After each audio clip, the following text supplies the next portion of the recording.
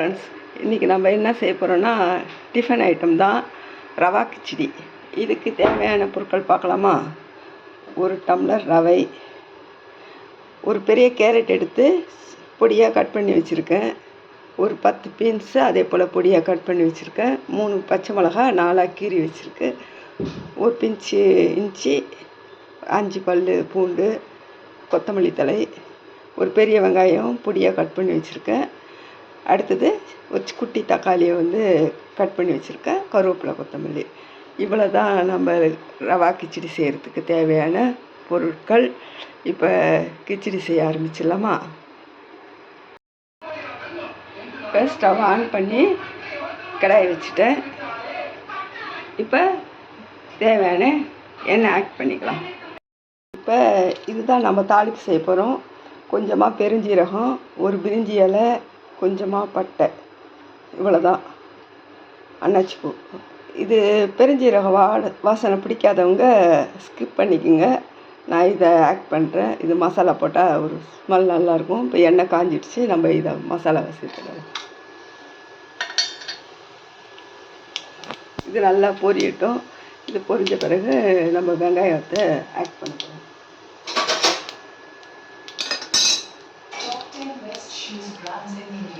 நல்ல ஸ்மெல் வருது பாருங்கள், நல்லா மணமாக இருக்கும்.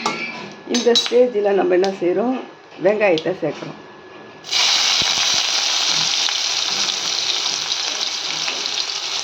நம்ம சாதா ரவை செய்கிறதுக்கு, உப்புமா செய்கிறதுக்கு பதிலாக இந்தமாரி காய்கறிகள்லாம் சேர்த்து செய்கிறதுல இன்னும் ஒரு டேஸ்ட்டாக இருக்கும். இட்லி மாவு இல்லாத சமயங்களில் இல்லை வெரைட்டியாக சாப்பிட்ணுன்னு நினைக்கலாம் இது யூஸ் பண்ணிக்கலாம். ரொம்ப பேருக்கு உப்புமா பிடிக்காது இல்லையா, அவங்களாம் இதை போல் செஞ்சு சாப்பிட்டோம்னா நல்லா பிரியாணி ஸ்மெல்லில் செம டேஸ்ட்டாக இருக்கும். இப்போ பாருங்கள், ரொம்ப அதிகமான செவக்க வறுக்கணுன்ற அவசியம்லாம் இல்லை. இப்போ நல்ல இதுமாரி கண்ணாடி பதத்துக்கு வந்தாவே போதும். இப்போ நம்ம அதோட தக்காளி ஆட் பண்ணிக்கலாம்.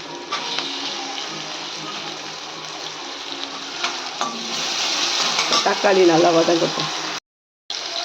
இப்போ பாருங்கள், நல்ல வெங்காயம் தக்காளி நல்லா வதங்கிட்டு இப்போ நம்ம இஞ்சி பூண்டு பேஸ்ட்டு அதோட சேர்த்துக்கிறோம். நம்ம எல்லாம் பிரியாணி செய்யற ஐட்டம் எல்லாம் கொஞ்சம் கொஞ்சம் தான், நம்ம வீட்டில் இருக்க பொருள்களை வச்சு தான் நம்ம இதை செய்ய போகிறோம். நல்லாயிருக்கும் பாருங்கள், ஹோட்டல் ஸ்டைல்லையும் இருக்கும், கல்யாண வீட்டுகளில் கூட செய்வாங்க, அந்த டேஸ்ட் வரும். இது நல்லா வதங்கிட்டுருக்கு. முக்கால் வேக்காடு வதங்கினாவே போதும் வெங்காயம் தக்காளி. ஏன்னா நம்ம காய்கறி அதோடு சேர்த்து அதோட ஃப்ளேவரும் இதில் இறங்கணும், அதனால தான். இப்போ பீன்ஸ் போட்டேன்.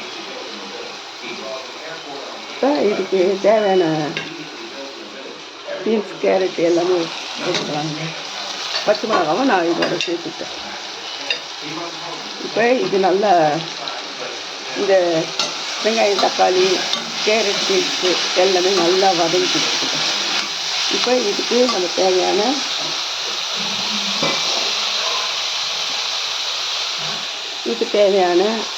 உப்பு சேர்த்துக்கிறோம். சேர்த்து நல்லா 2 மினிட்ஸ் நல்லா வதங்கணும். கருக வதங்கணுன்றதுல நம்மளுக்கே தெரியும் இல்லையா, கேரட் நார்மலாகவே ஒரு 2 மினிட்ஸ்லேயே அது நல்லா வெந்துடும். பீன்ஸ் கொஞ்சம் வேக நேரம் எடுக்கும், அதனால் இது கொஞ்சம் நேரம் அப்படியே வதங்கிட்டு இருக்கட்டும். இப்போ நம்ம எடுத்துருக்கிறது 1 கிளாஸ் ரவை. இதோட அளவு 1/4 கிலோ. இந்த 1/4 கிலோ ரவை, இந்த ரவைக்கு 3 பங்கு தண்ணி, 3 கூட நம்ம ஊற்றிக்கலாம். ஏன்னா உப்புமானா 2 ஊற்றுவோம். இப்போ இதுக்கு கிச்சடினால் கொஞ்சம் கொலகொலப்பாக இருக்கனால நம்ம இதுக்கு தேவையாக 3 டம்ளர் தண்ணி இதோட ஆட் பண்ணிடுறோம். இது 4 பேர் சாப்பிட்ற அளவு இருக்கும். பாருங்கள், இப்போ நல்லா வதங்கிட்டு உப்போடு நல்லா சேர்ந்து வதங்கிட்டு.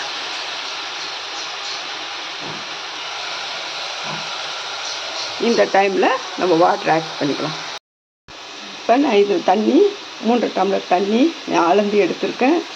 இப்போ இந்த நல்லா வதங்கிடுச்சு பாருங்கள். இந்த டைமில் நம்ம வாட்டரை அதில் சேர்த்துக்கலாம். ஓகே ஃப்ரெண்ட்ஸ்,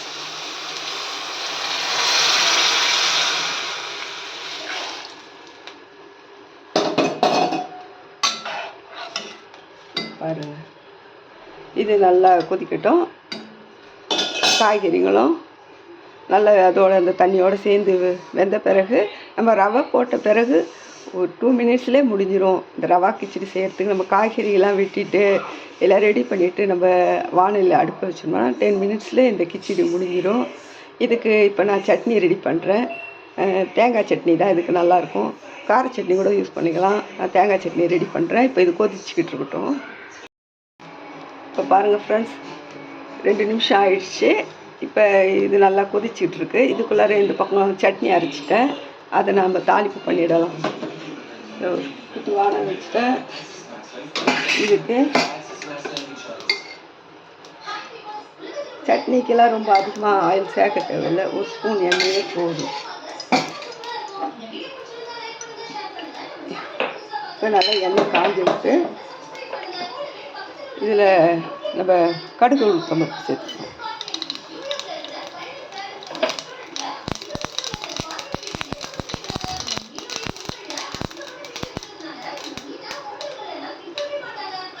நம்ம எந்த தாளிப்பு செய்யறதுலையும் காஞ்ச மிளகா சட்னிங்களுக்கு தாளித்து கொட்டுங்கலாம் செம்ம டேஸ்ட்டாக இருக்கும்.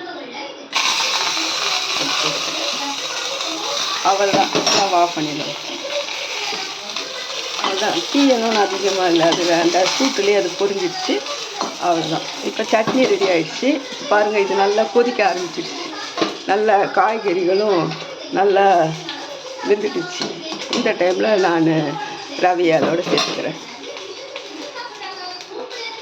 பாருங்கள், கொஞ்சம் கொஞ்சமாக போட்டு இப்போ ஒரே இடமா போடாமல் சுற்றி லெவலாக போடுங்க. போட்டுட்டு நம்ம கிளற ஆரம்பிச்சிடலாம். லோ ஃப்ளேமில் வச்சுக்கலாம். அடுத்து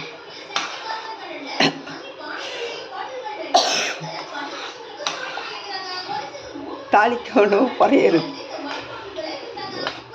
இப்போ இது அப்படியே மிதமான தீயில, லோ ஃப்ளேம் தான் வச்சுருக்கேன். இப்போ மிதமான தீயில நல்லா இதுவாகட்டும். இதை நம்ம ஒரு தட்டு போட்டு மூடிடலாம். அப்படியே ஒரு 5 மினிட்ஸ் அந்த மீடியம் ஃப்ளேம்லேயே இருக்கும் தீ. அதுலேயே அது நல்லது பண்ணு.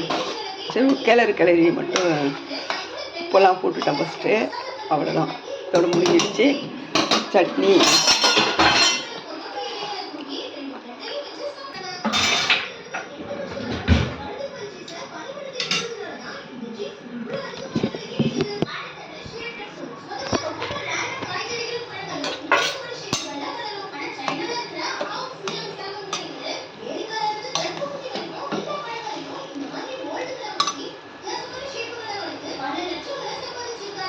டைமில் நம்ம ஒரு ஸ்பூன் நெய் சேர்த்துக்கணும். நெய் பிடிக்காதவங்க சேர்த்துக்க தேவையில்லை. நெய் போட்டோம்னா நல்லா டேஸ்ட்டாகவே இருக்கும். நான் ஒரு ஸ்பூன் நெய் சேர்த்துக்கிறேன் இதில்.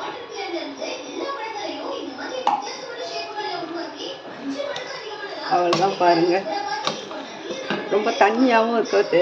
கிச்சடி வந்து ரொம்ப தண்ணியாக இருந்தாலும் நல்லா இருக்காது. அதே போல் ரொம்ப திக்னஸாகவும் இருக்கக்கூடாது. ஓரளவு தளதளப்பாக நல்லா இருக்கும். நல்லா வெந்துடுச்சு.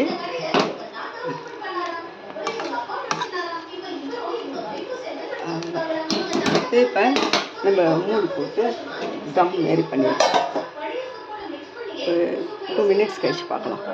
ஹலோ ஃப்ரெண்ட்ஸ், இப்போ பார்த்தீங்களா, சூப்பராக கிச்சடி சட்னி ரெடி ஆகிடுச்சு. பாருங்கள், எவ்வளோ டேஸ்ட்டாக நல்லா பதமாக இருக்குது.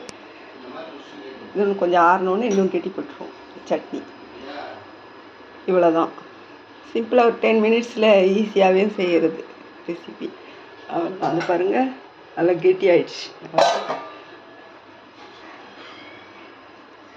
பாய் ஃப்ரெண்ட்ஸ், இன்னொரு ரெசிபியோட உங்களை சந்திக்கிறேன். வாங்க ஃப்ரெண்ட்ஸ், சாப்பிடலாம்.